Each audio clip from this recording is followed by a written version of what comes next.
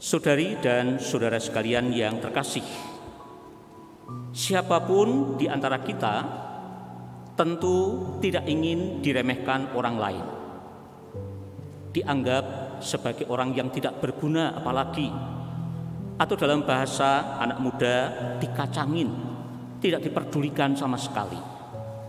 Kalau kita mengalami hal itu, pasti kita akan ngamuk-ngamuk. Dengan kata lain, bahwa kita sebagai manusia pada umumnya mempunyai kecenderungan untuk menjadi atau sekurang-kurangnya dianggap sebagai yang terbesar, sebagai yang terhebat, sebagai yang pertama, atau hal-hal yang senada dengan itu. Apakah salah? Tidak. Bagaimanapun itu kecenderungan manusiawi kita. Tetapi yang sering tidak bisa dibenarkan adalah bagaimana kita mencapai semuanya itu, dan kemudian untuk apa kita mencapai semuanya itu. Tidak aneh kalau kemudian supaya orang dianggap hebat, kemudian menghalalkan segala macam cara. Untuk apa semuanya itu? Supaya kita diakui kehadirannya, supaya kita dipuji, supaya kita dihargai, supaya disegani, supaya dihormati, dan hal-hal yang seperti itu. Maka mari kita mencoba melihat melalui bacaan-bacaan hari ini, kalau kita ingin mendapatkan pengakuan, ingin mendapatkan penghargaan dari orang lain, apalagi ingin dianggap sebagai yang terbesar, apa yang harus terjadi, apa yang harus kita lakukan di sana. Saudara sekalian, itu yang menjadi perbincangan para murid ketika mereka bersama-sama dengan Tuhan Yesus. Yesus baru saja menubuatkan penderitaannya, tapi malahan para murid mempertengkarkan siapa yang terbesar di antara mereka. Dan Yesus tahu itu, kemudian memberikan nasihat kepada mereka.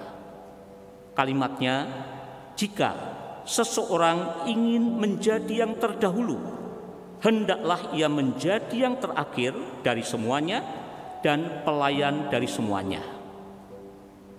Di tempat lain kita juga pernah mendengar sekarang pertanyaan para murid kepada Tuhan Yesus. Siapa yang terbesar dalam kerajaan surga? Bukan di antara mereka, tetapi dalam kerajaan surga. Apa jawaban Tuhan Yesus? Barang siapa merendahkan diri dan menjadi seperti anak kecil, dialah yang terbesar dalam kerajaan surga. Dari semuanya itu, ternyata ukuran kebesaran seseorang sungguh-sungguh di luar kebiasaan kita selama ini. Kalau kita menganggap orang yang hebat, orang yang besar, itu artinya orang yang punya pangkat. Semakin pangkatnya tinggi, dia hebat. Orang yang punya jabatan, orang yang punya kekayaan berlimpah, ataupun juga punya kepandaian yang tinggi. Tetapi dari bacaan-bacaan hari ini kita belajar banyak. Bukan itu semua pertama-tama. Boleh saja itu, tetapi bukan itu yang pertama-tama. Orang besar yang sesungguhnya justru mempunyai kesediaan dalam dirinya untuk merendahkan diri, bahkan menjadi seperti anak kecil, mau menderita, mau melayani sesama, melayani orang lain.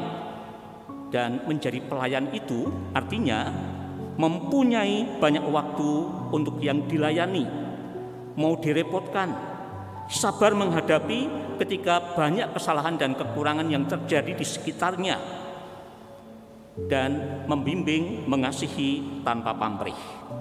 Itu sikap dan semangat seorang pelayan. Lalu bagaimana kalau diungkapkan tadi menjadi seperti anak kecil? Kita tahu yang namanya anak kecil. Mereka bahkan menjadi guru bagi kita, guru kehidupan kita. Dalam hal apa? Dalam hal kejujuran, dalam hal kesederhanaan, dalam hal kepolosan, dalam hal kepatuhan. Maka kalau kita ingin menjadi yang terbesar itu, seharusnya kita menanggalkan juga topeng-topeng kemunafikan kita selama ini supaya dianggap yang hebat. Kita belajar seperti anak kecil yang berani tampil apa adanya. Mereka dalam kehidupan selalu bahagia, gembira, ceria, riang, seolah-olah hidup itu begitu nikmatnya. Karena apa? Karena mereka memang jujur. Mereka orang-orang yang patuh pada orang tuanya, mengikuti kemauan orang lain. Itu kalau melihat bacaan hari ini, bacaan Injil. Kita melihat dalam bacaan pertama, apa yang disampaikan di sana dalam kitab kebijaksanaan.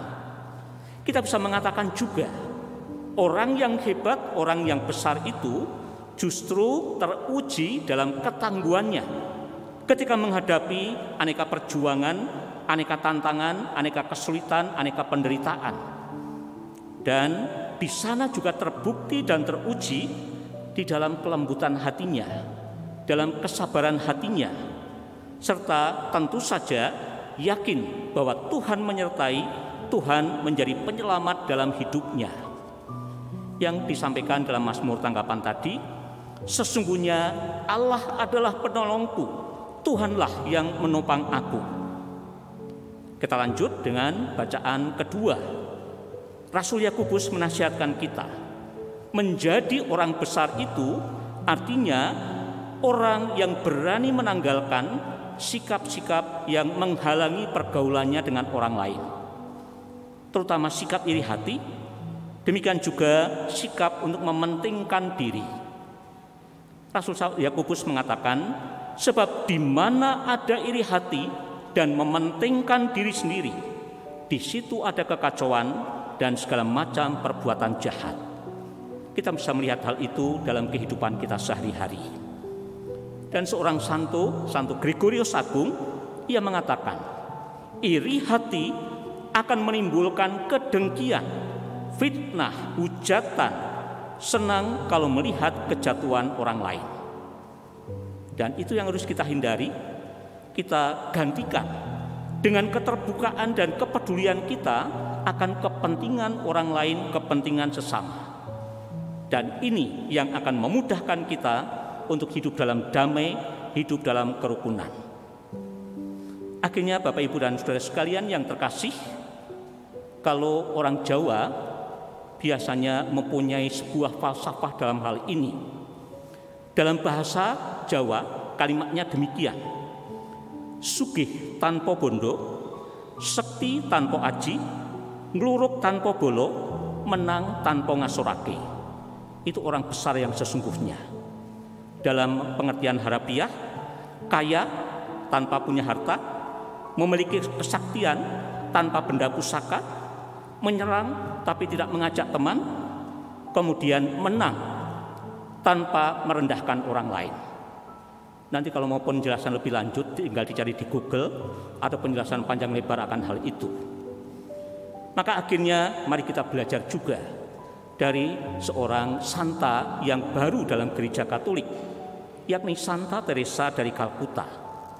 Dengan penuh kerendahan hati, ia berani mengatakan demikian, aku adalah pensil kecil di tangan Allah yang sedang menulis surat cinta kepada seluruh dunia.